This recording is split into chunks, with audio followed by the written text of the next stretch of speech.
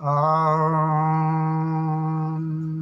विघ्नहरण मंगलकरण सब मंगल को मूल तो ही पूजे गणपति होए मोहि अनुकूल सिंदूरारुण कांति मध्य वसतिम सौंदर्य भारानिधि कोटिरांगदहार कुंडल कटी सूत्रादिभिर्भाविताम् हस्ताब्जैर्वसुपात्रमब्जयुगला दर्शो वहन्तीं पराम् आवीतं परिचारिकाभिरनिशं ध्यायेत् प्रियां सार्गणः।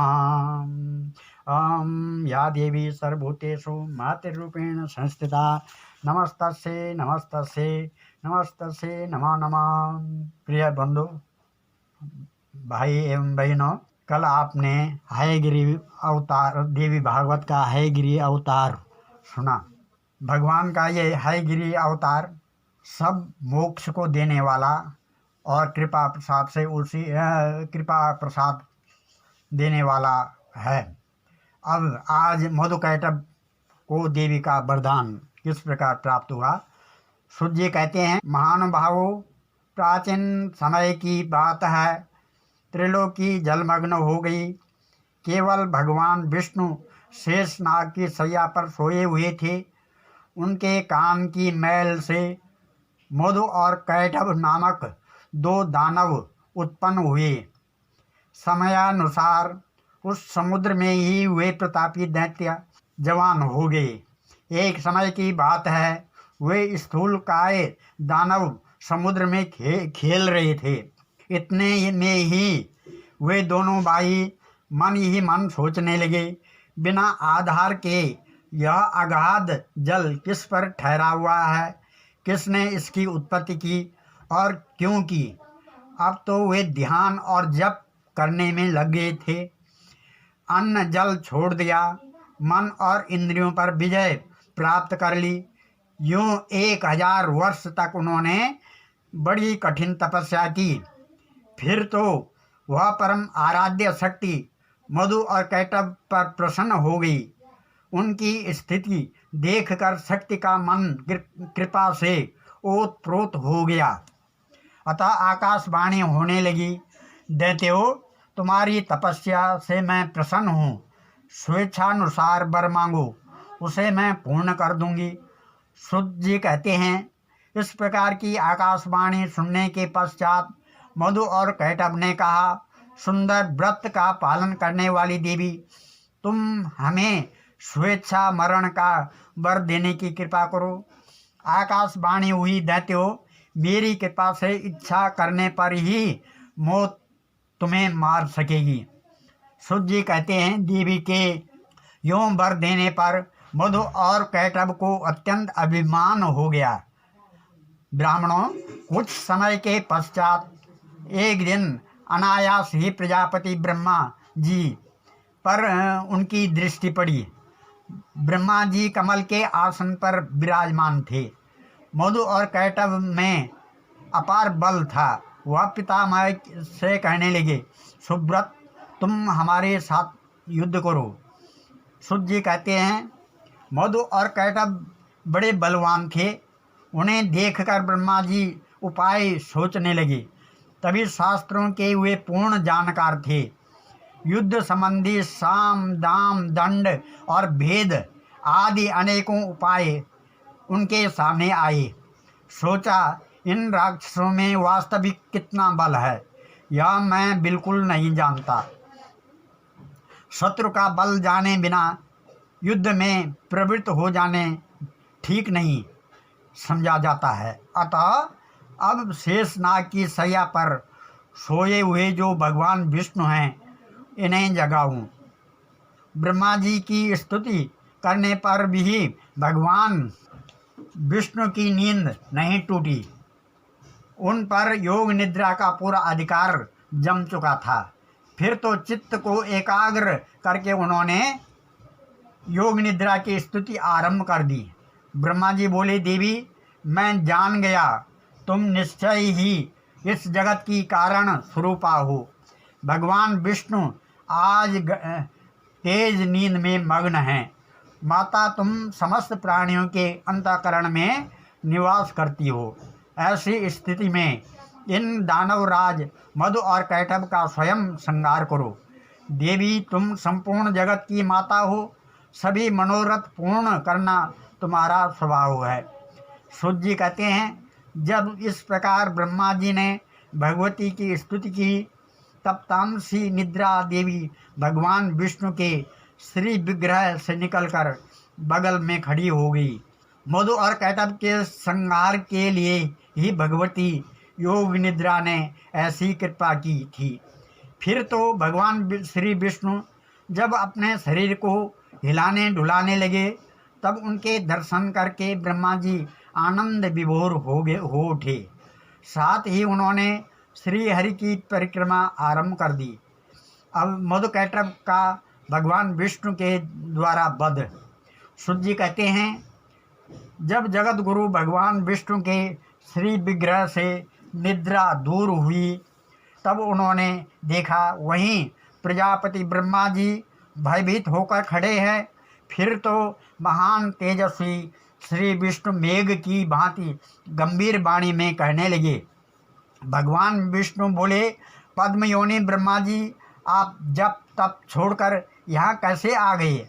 ब्रह्मा जी ने कहा, भगवान, मधु और कैटभ नामक दो दैत्य आपके कान की मैल से उत्पन्न हुए हैं। जगत प्रभु, उन्हीं से डरकर मैं आपके पास चला आया। अब आप मुझे बचाइए। सूत जी कहते हैं, इतने में ही मत वाले मधु और कैटभ दोनों महाबली दानव ब्रह्मा जी को खोजते ढूंढते हुए वहीं आ पहुँचे, जहाँ ब्रह्मा जी के कहने लगे, भागकर इसके पास चला आया, क्या इससे बच सकेगा? युद्ध कर।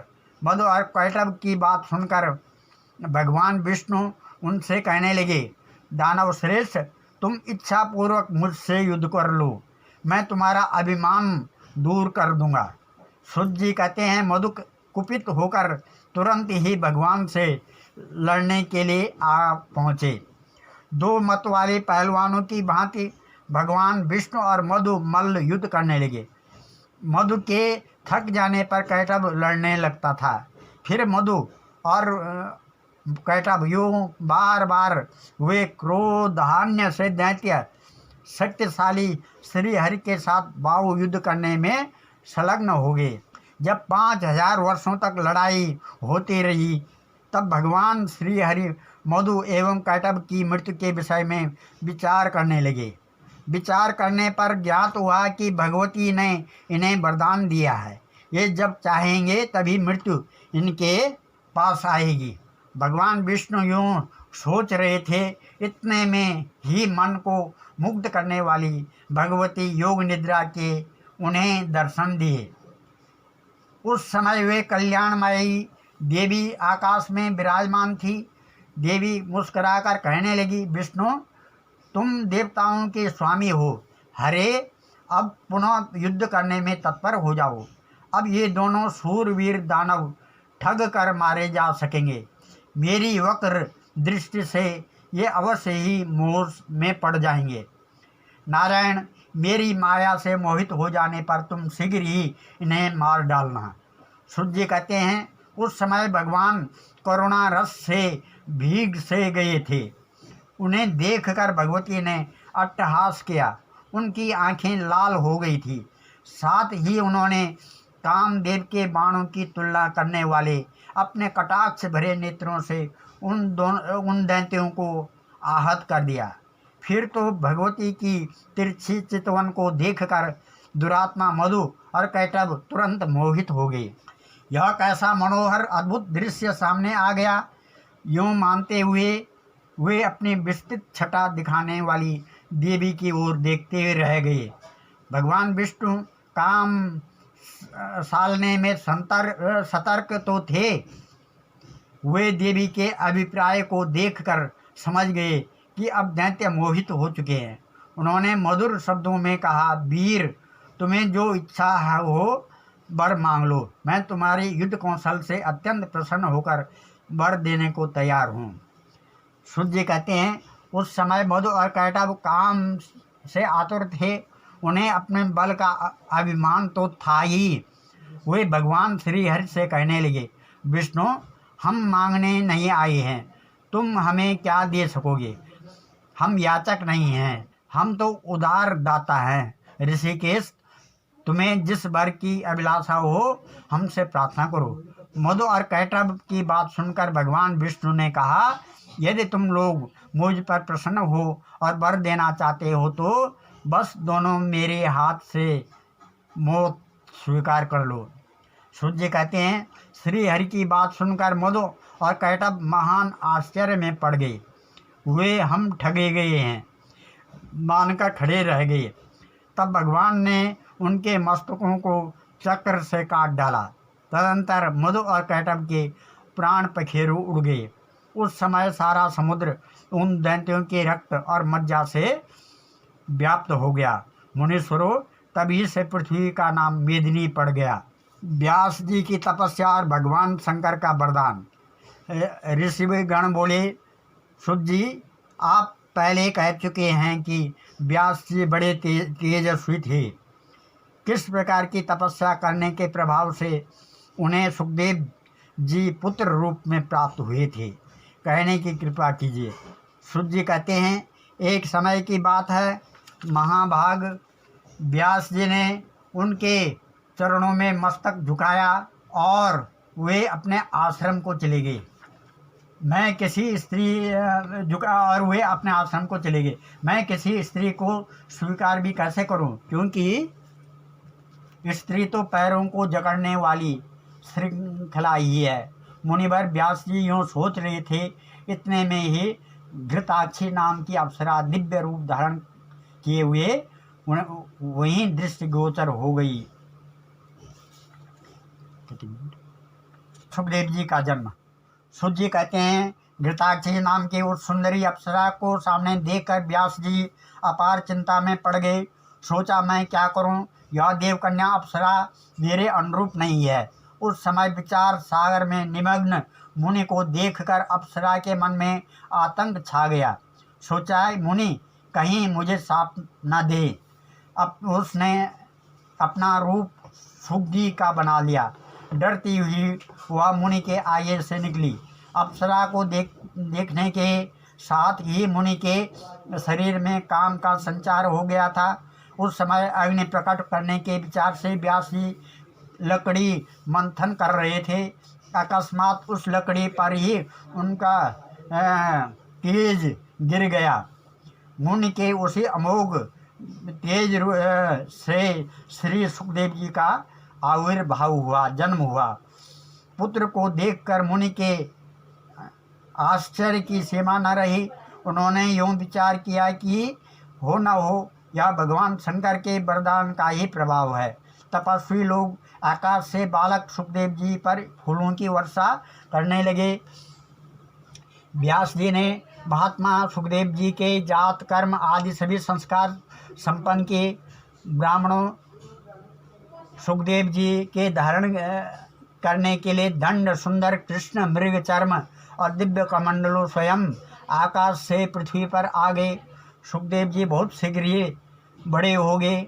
गुरुकुल में रहकर रहस्यों और संग्रहों सहित संपूर्ण वेदों एवं अखिल धर्म शास्त्रों का उन्होंने भली भांति अध्ययन कर लिया। समावर्तन हो जाने पर वे अपने पिता व्यास जी के पास आ गए। तदंतर व्यास जी सुखदेव जी का विवाह करने की बात सोचने लगे। उन्होंने सुखदेव जी से भी कहा, पुत्र विवाह करके मुझे पितृ ऋण से मुक्त करना तुम्हारा परम कर्तव्य है। सुखदेव जी ने कहा, पिताजी, विवाह कर लेने पर मैं स्त्री के वश में हो जाऊंगा। पराधीन हो जाने पर, विशेषतः जब स्त्री मुझे अपने काबू में कर लेगी, तब मेरे लिए कौन सा सुख रह जाएगा। स्त्री पुत्र मयी श्रृंखला से बंध जाने पर तो वह किसी प्रकार भी मुक्त नहीं हो सकता है। व्यास जी ने कहा, पुत्र, गृह न तो बंधनागार है और न बंधन में कारण है। जिसका मन गृहस्थ आश्रम में आसक्त नहीं हुआ वह गृहस्थ होते हुए भी मुक्त हो जाता है। तुम्हें अच्छे कुल की कन्या के साथ विवाह करके वैदिक मार्ग का आश्रय लेना चाहिए। सूत जी कहते हैं, सुखदेव जी में असीम बुद्धि थी, उनका वेश शांत था, वे मानसिक सन्यासी हो चुके थे। ऐसे सुयोग्य पुत्र के उपयुक्त बातें कहने पर व्यास जी ने कहा, पुत्र तुम बड़े भाग्यशाली हो, मैंने देवी भागवत की रचना की है, इसका अध्ययन करो। इस पुराण में 12 स्कंद है। मेरी समझ से यह पुराण संपूर्ण पुराणों का भूषण है, जिसके सुनते ही सद और असद वस्तु का सम्यक ज्ञान सुलभ हो जाता है। भगवान विष्णु बालक रूप से बट पत्र पर सोए हुए थे। सोचने लगे, मैं क्यों बालक बन गया, किस चेतन पुरुष ने मेरी यह स्थिति कर दी है। भगवान विष्णु के मन में यूं चिंता की लहरें उठ रही थी कि इतने में भगवती योग माया ने सारी शंकाएं शांत कर देने के लिए आधे श्लोक में संपूर्ण पुरुषार्थों को सिद्ध करने वाला यह वचन कहा, यह सारा जगत मैं ही हूँ, मेरे सिवाय दूसरे कोई अविनाशी वस्तु है ही नहीं। सर्वं खल्विदमेवाहं नान्य अस्ति सनातनम। तब भगवती योग माया उनके सामने प्रकट हुई। उनके 4 भुजाएं थी। उनका दिव्य विग्रह शंख चक्र गदा पद्म आदि अनुपम आयुधों से शोभित था। मंद हास्य करती हुई वे भगवती महालक्ष्मी अमित तेजस्वी श्री विष्णु के ठीक सामने ही प्रकट हुई। सूत जी कहते हैं, उस समय सर्वत्र जल ही जल था। मन को मुग्ध करने वाली महालक्ष्मी के अचानक दर्शन पाकर कमल लोचन श्री विष्णु महान आश्चर्य में पड़ गए। रति भूति बुद्धि मति कीर्ति स्मृति धृति श्रद्धा मेधा स्वाहा स्वधा क्षुधा निद्रा दया गति तुष्टि पुष्टि क्षमा लज्जा द्रिम्बा तंद्रा आदि शक्तियाँ उन महादेवी के साथ चारों ओर अलग अलग विराजमान थी। महालक्ष्मी तथा उनकी सहचरी शक्तियों को देखकर भगवान विष्णु का हृदय आश्चर्य से भर गया। बोलो जय माता की। सज्जनों, आज की कथा यहीं पर विराम देता हूँ और कल सुखदेव जी की कथा आगे चलेगी। धन्यवाद।